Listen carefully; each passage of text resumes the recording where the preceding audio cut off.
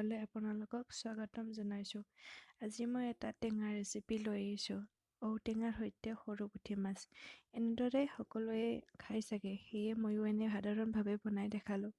গৰমৰ দিন পৰিলে আৰু ফাগুন চ'ত মাহৰ টেঙা খাবলৈ বৰকৈ মন যায়। আৰু এইকেইটা দিনত খাবও লাগে। চ'ত মাহৰ খাবলৈ বৰকৈ মিঠা হয়। ঔটেঙা আমাৰ শৰীৰৰ বাবে বৰকৈ উপকাৰী। পেটৰ বিভিন্ন সমস্যাৰ বাবে ঔটেঙা বহুতে উপকাৰী হয়। লগতে কিডনী, চকু আৰু নিম্ন ৰক্তচাপৰ বাবে বহুত ভাল। বলকচোন চাওঁ অতি কম সময়ৰ ভিতৰত কেনেকৈ বনালোঁ। প্ৰথমতে মই মাছখিনি ধুই নিমখ হালধি সানি ল'লোঁ।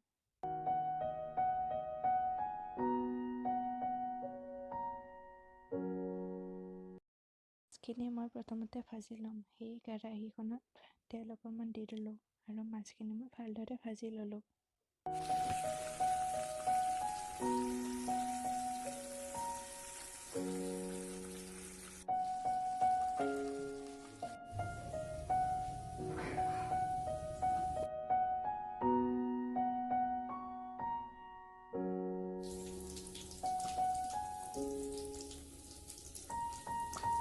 এনেকৈ গোটেইখিনি মাছ মই ভাজি ল'লোঁ।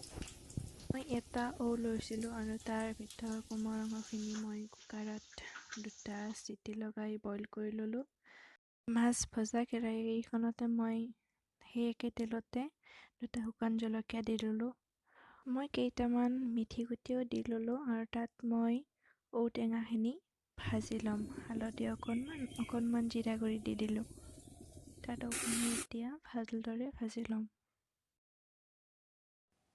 আপুনি ইচ্ছা কৰিলে প্ৰথমতে ঔখিনি খুন্দি লৈও বইল কৰিব পাৰে ভাজি লৈ কিনে, কিন্তু মই তেনেকৈ কৰা নাই। মই প্ৰথমতে বইল কৰিয়ে লৈ লৈছোঁ। তাৰপিছত এনেকৈ ভাজি লৈ ল'লোঁ। তাৰপিছত মই সেই একেখিনি বইল কৰা পানীয়ে ইয়াতে ঢালি দিলোঁ।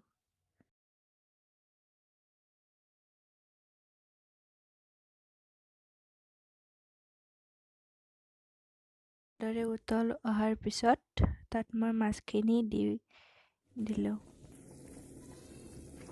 আৰু অকণমান ভালদৰে উতলিব দিলোঁ। বেলেগ একোৱেই মছলা দিব নালাগে, এনেদৰে চিম্পলকৈ খাব লাগে। টেঙাখন খাবলৈ বৰকৈ সোৱাদ হয় এনেকৈ। ইয়াক ভালদৰে উতল আহিব দিলোঁ। কম জুইতে ইয়াক উতল আহিব দিলোঁ। মিনিটমান পিছতে এইখন হৈ গ'ল। চাওকচোন কি ধুনীয়া দেখিছে। এনেদৰে বনাই খাবচোন, বিৰাটেই ভাল লাগে। একেবাৰে সহজতে বনাব পাৰি এনেকৈ।